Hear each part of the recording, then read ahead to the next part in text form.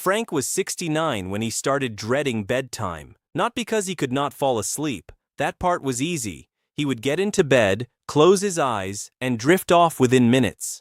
The problem came later. Almost every night, sometime between 1 and 3 in the morning, he would wake up.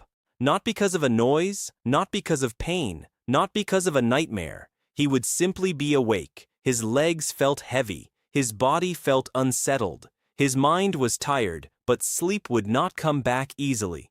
By morning, he felt exhausted.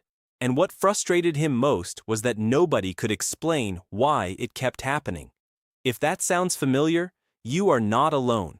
Millions of adults over 60 experience the same pattern. They fall asleep without much trouble, but staying asleep becomes a nightly battle. Many blame stress, others blame aging, some blame the cup of coffee they drank earlier in the day. But what if the real problem starts somewhere completely different? What if the issue is not in your brain at all? What if it starts in your legs? I am Dr. Arthur Vance, and over the years I have noticed something interesting. Many older adults who struggle with broken sleep share a common problem that almost nobody talks about. It has nothing to do with expensive sleep supplements or complicated bedtime routines. It often comes down to circulation. As a son, I would never want my parents spending years chasing sleep solutions without understanding what might actually be happening inside their body. Because in many cases, the body is not broken, it is simply changing. And once you understand those changes, the solution becomes much easier to see. Now think about what happens during a typical day. From the moment you get out of bed, gravity is pulling blood and fluid toward your feet and lower legs. When you are younger, your veins and circulation system are usually strong enough to move that fluid back toward the heart efficiently. But after 60, things begin to change. The walls of the veins become less flexible. The tiny valves inside the veins do not work quite as efficiently as they once did. The calf muscles become less active. And slowly, throughout the day, fluid begins collecting in the lower legs. Not enough to create a medical emergency. Not enough for most doctors to notice during a routine visit, but enough to affect how your body behaves later that night. This next part is important. Many people think poor sleep starts when they climb into bed. In reality, the process often starts hours earlier. By evening, your legs may be carrying extra fluid that is accumulated throughout the day. Then you lie down, and your body immediately begins trying to move that fluid back toward the center of the body. Your heart responds, your kidneys respond, your nervous system responds. Instead of settling into deep, restorative sleep, your body begins performing maintenance work. And that work can pull you out of sleep in the middle of the night. Now look at what happens next. You wake up. You shift positions. You stare at the ceiling. You check the clock. You wonder why you are awake again.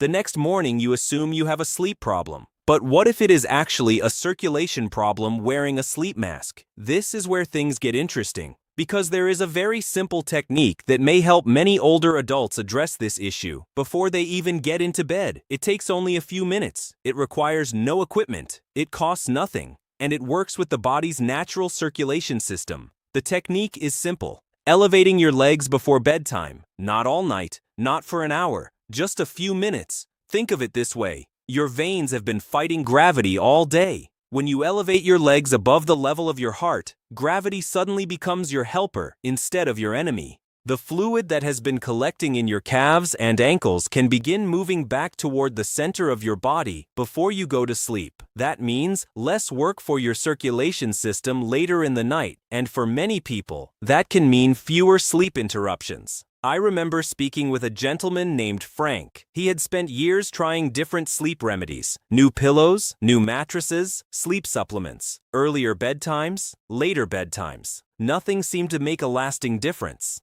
Then, one evening, he tried a simple experiment. For a few minutes before bed, he elevated his legs against a wall. That was it. No other changes. Within several days, he noticed something surprising. His legs felt lighter at bedtime. The restless sensation he often felt had become quieter. He was not waking up as frequently, and when he did wake up, he found it easier to fall asleep again.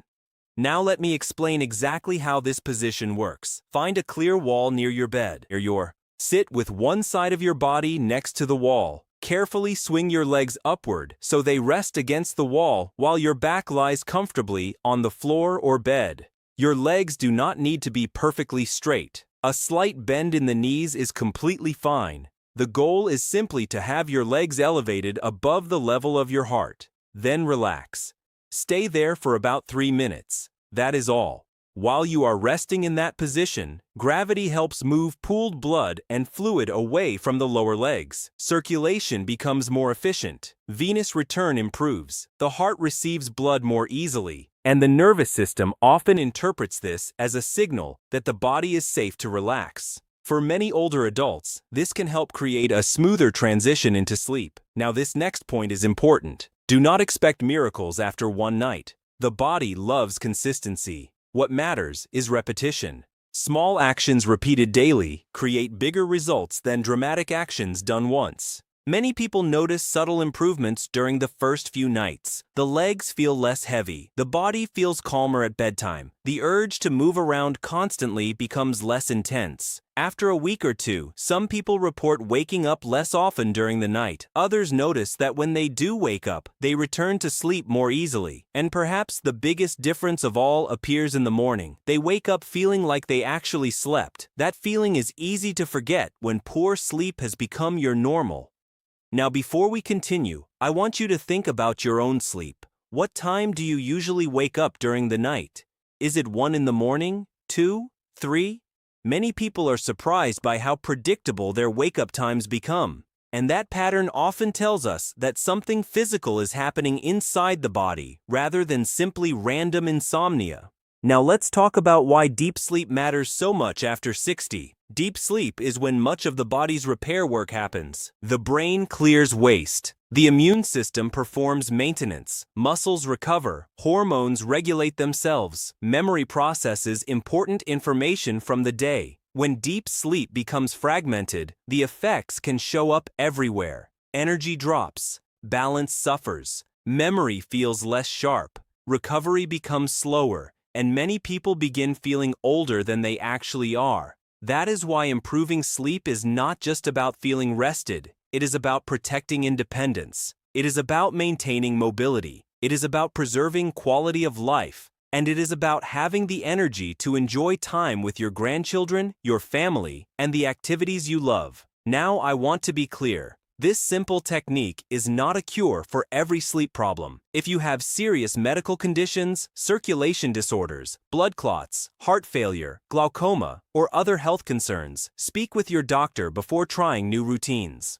But for many healthy older adults, this simple habit may be worth exploring because sometimes the biggest improvements come from understanding how the body actually works, not from fighting the body, not from forcing sleep, but from helping the body's natural systems do their job more efficiently. And that is really the lesson here. Aging changes circulation, aging changes recovery, aging changes sleep. But those changes do not automatically mean decline. Sometimes they simply mean adjusting your habits to match the body you have today. So tonight, before you get into bed, find a wall, set a timer for 3 minutes. Elevate your legs, relax, and give your circulation system a chance to do some of its work before you fall asleep. It is simple, it is free, and for some people, it becomes one of the easiest bedtime habits they ever adopt. Because the goal is not just sleeping longer. The goal is waking up feeling restored, feeling stronger, feeling more capable, feeling ready for another day. And after 60, that can make a tremendous difference. I am Dr. Arthur Vance, and your health is the only metric that matters. I will see you in the next consultation.